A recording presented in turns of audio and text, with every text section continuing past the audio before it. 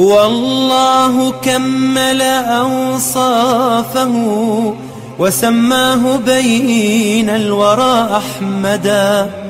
هو الله كمل أوصافه وسماه بين الورى أحمدا. الحمد لله والصلاة والسلام على رسول الله، اما بعد.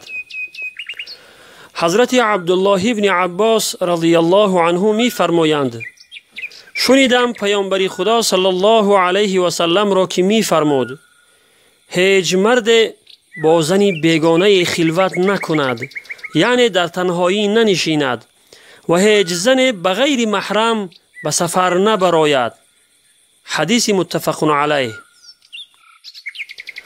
تأکید پیامبر خدا صلی الله علیه و سلم در خلوت نکردن زن و مرد برای آن است که وقتی زن و مرد بیگانه در خلوت یعنی در تنهایی می نشینند، سوم آنها شیطان می باشد، چطور که از دیگر احادیث به ما معلوم می شود.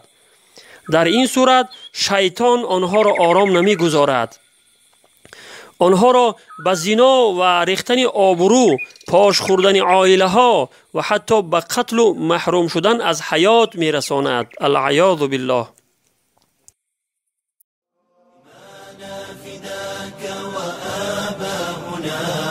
وأبناؤنا يا رسول الهدى نذرنا لأجلك أرواحنا فما غيرك اليوم من مفتدى. هو الله كمل أوصافه وسماه بين الورى أحمدا. هو الله كمل